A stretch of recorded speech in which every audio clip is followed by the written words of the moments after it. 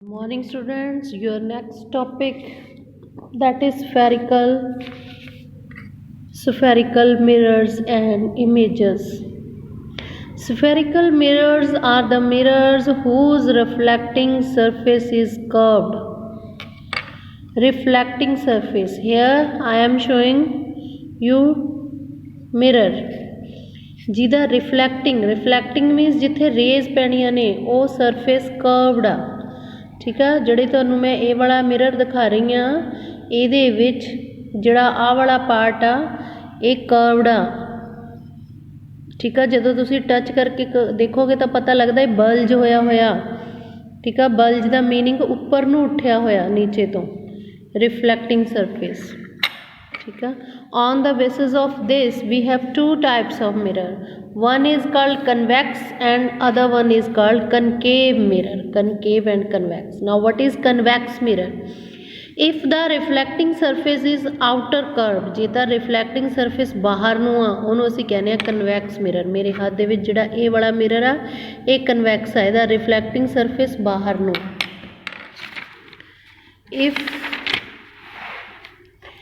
If the reflecting surface is inner, अंदर ਨੂੰ ਆ curved path of sphere, it is known as concave mirror। ਇਹ ਵਾਲਾ ਹੈਗਾ concave mirror।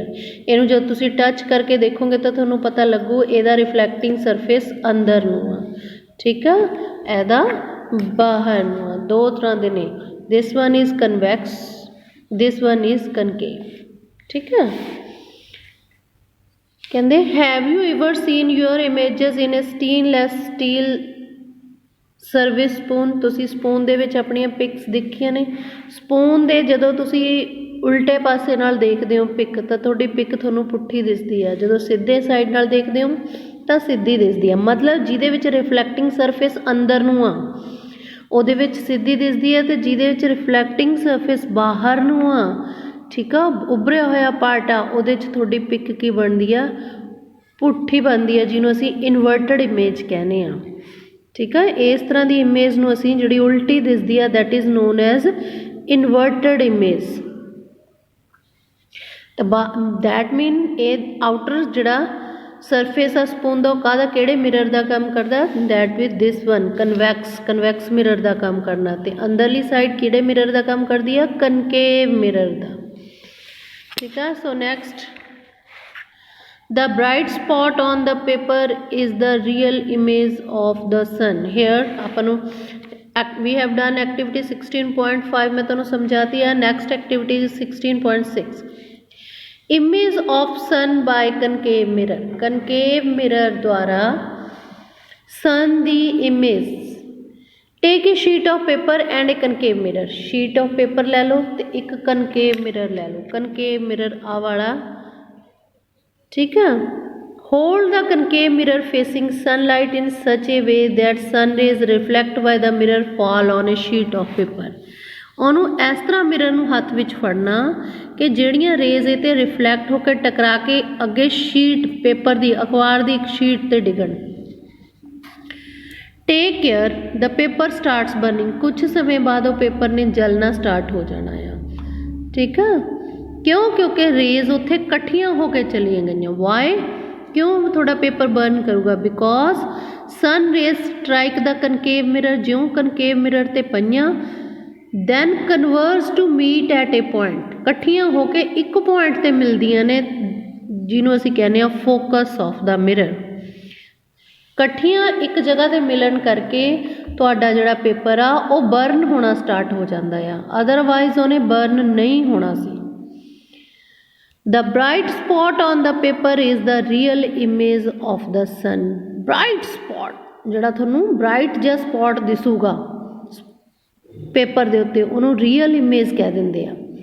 Paper burns due to concentration of heat of sun rays as they converge to a point. Paper ਪਹਿਲਾਂ ਹੀ ਦੱਸਿਆ ਕਿਉਂ ਬਰਨ ਹੋ ਰਿਹਾ, ਕਿਉਂਕਿ ਜਿਹੜੀਆਂ ਸਨ ਰੇਜ਼ ਨੇ ਉਹਨਾਂ ਦੀ ਜਿਹੜੀ ਹੀਟ ਆ ਉਹ ਸਨ ਰੇਜ਼ ਕਨਵਰਜ ਹੋ ਕੇ ਇੱਕ ਪੁਆਇੰਟ 'ਤੇ ਇਕੱਠੀਆਂ ਹੋ ਕੇ ਮਿਲ ਰਹੀਆਂ ਨੇ ਅਤੇ ਉਹ ਸਨ ਦੀ ਹੀਟ ਕਰਕੇ ਬਰਨ ਹੋ ਰਿਹਾ ਆ। ਇਹੀ ਐਕਟੀਵਿਟੀ ਨੂੰ ਤੁਸੀਂ ਕਨਵੈਕਸ ਮਿਰਰ ਨਾਲ ਕਰੋ। You can not get image on the paper sheet 'ਤੇ ਤੁਹਾਨੂੰ ਇਮੇਜ ਨਹੀਂ ਮਿਲਣੀ। Inside, if you see through the convex mirror, the image is seen inside the mirror like plane mirror. ਜੇ ਤੁਸੀਂ ਕਹਿੰਦਾ ਇਹੀ ਕਨਵੈਕਸ ਮਿਰਰ ਨਾਲ ਕਰੋਗੇ ਤਾਂ ਇਹ ਨਹੀਂ ਹੋਣਾ। After reflection from the mirror, sun rays diverge but seems to meet in the mirror at focus F. ਜੇ ਤੁਸੀਂ ਕਨਵੈਕਸ ਮਿਰਰ ਨਾਲ ਦੇਖਦੇ ਹੋ ਤਾਂ ਤੁਹਾਨੂੰ ਇਹਨੇ ਬਰਨ ਨਹੀਂ ਹੋਣਾ ਤੇ ਤੁਹਾਨੂੰ ਐਵੇਂ ਲੱਗਣਾ ਕਿ ਜਿਹੜੀ ਇਮੇਜ ਆ ਉਹ ਮਿਰਰ ਦੇ ਵਿੱਚ ਬਣੀ ਹੋਈ ਆ।